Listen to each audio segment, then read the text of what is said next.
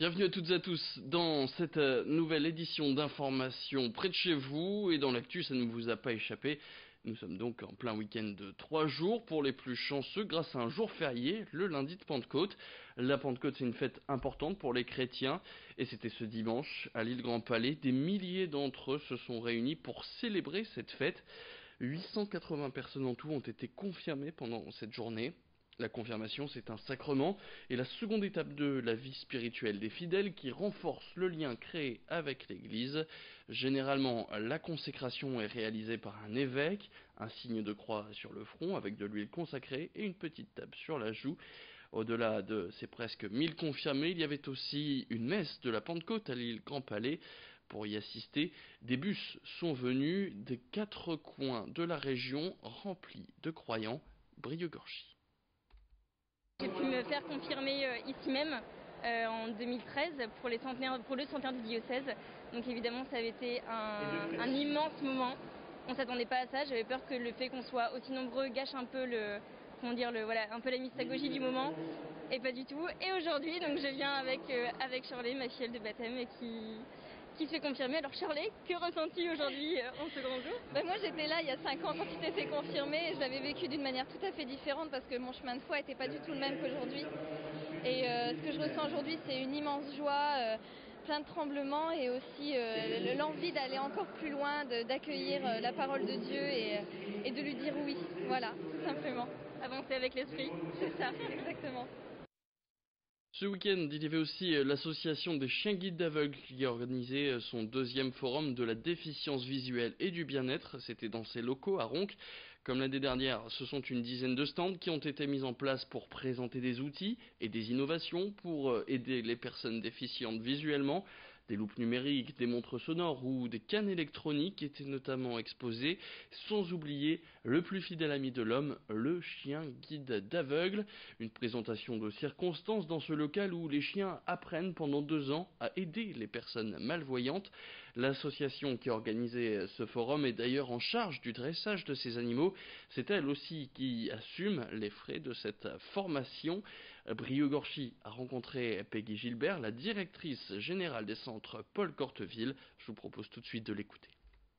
Les nouvelles technologies contribuent à faciliter la vie des déficients visuels au quotidien, mais il faut savoir qu'en parallèle, la vie en ville se complexifie elle aussi de plus en plus. Donc heureusement que ces nouvelles technologies existent. Pour autant, quand bien même les villes rendent leur structure beaucoup plus commode pour tout type de handicap, la population se grandit, le nombre de voitures est beaucoup plus important qu'à une époque, sans oublier l'arrivée des voitures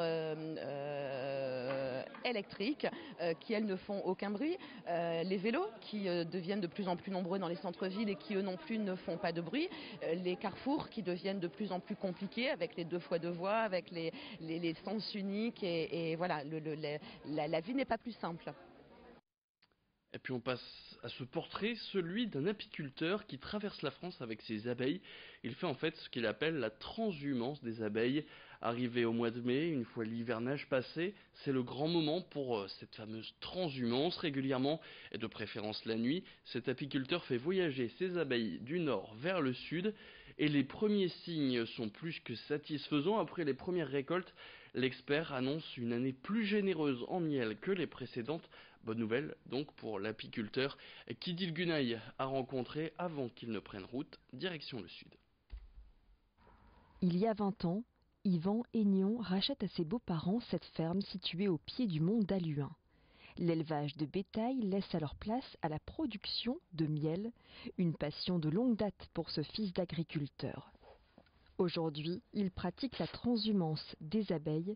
Yvan Aignon est apiculteur pastoral. On nous appelle les bergers d'abeilles, c'est nos surnoms, ou alors les coureurs de fleurs, parce que nous allons d'une floraison à une autre. Voilà. Nous déplaçons principalement les abeilles la nuit. Au fur et à mesure de la saison, eh bien, elles vont commencer à descendre dans le sud. Après, il y en a qui vont aller du côté du Mans, il y en a qui vont descendre, là ils sont sur Lyon, Saint-Exupéry, dans le Beaujolais, magnifique le Beaujolais. Après, ils vont descendre dans la lavande. Il y en a qui vont descendre après vers le tournesol du côté de Castelnaudary. Et il y en a aussi dans la région parisienne qui sont là pour Donc la forêt d'Alate pour le tilleul et puis pour l'acacia. Une transhumance que l'apiculteur effectue en famille avec Véronique, son épouse. Ensemble, ils extraient le miel de ce que l'on appelle des hausses. Chaque année, entre 15 et 20 tonnes de miel sont récoltées, une production très aléatoire. 2016, ça n'a pas été une bonne année. On s'est dit, bon, ça peut pas être pire. Bah si, ça a été pire en 2017. Et bon, pour l'instant, cette année, ça va. Mais vous savez, en agriculture, tant que la récolte elle n'est pas rentrée, elle n'est pas extraite, elle n'est pas mise en fût ou en pot, eh bien, voilà, on croise les doigts. On a un métier, on n'est pas sûr d'avoir notre salaire tous les ans. Il faut l'accepter. Et tout au contraire, quelquefois qu'on peut très bien réussir une mielée, avoir des hausses pleines, vous savez, quand vous voyez quelquefois des hausses pleines, qu'il y a vraiment du miel, bah, c'est du bonheur, quoi. Vous êtes là en train d'extraire, vous suivez des gouttes, mais franchement vous dites, ouais, ça valait la peine, quoi. Débutées au printemps, les récoltes vont se poursuivre pendant tout l'été. Face à la concurrence asiatique, Yvan entend faire perdurer une production 100% française pour le plus grand plaisir des amateurs de l'or jaune des abeilles. Et puis on se quitte avec ces images. C'était ce week-end du côté de Saint-Omer. Plus de 3700 participants se sont lancés dans l'aventure de la Hungry Colors, une course combinée à ces fameuses poudres de couleurs qui se termine donc avec des sportifs bien différents de ceux qui ont débuté la course. Au-delà de l'effort, c'était surtout une bonne action, cette course étant organisée par la Croix-Rouge de Saint-Omer. Et chaque inscription à cette course permettra de financer 5 repas pour les plus démunis. C'est la fin de cette édition, merci à toutes et à tous de l'avoir suivi. Tout de suite, vous retrouvez la météo et l'information continue. Je vous donne rendez-vous dans le prochain quart d'heure pour un nouveau flash. Bonne journée à toutes et à tous.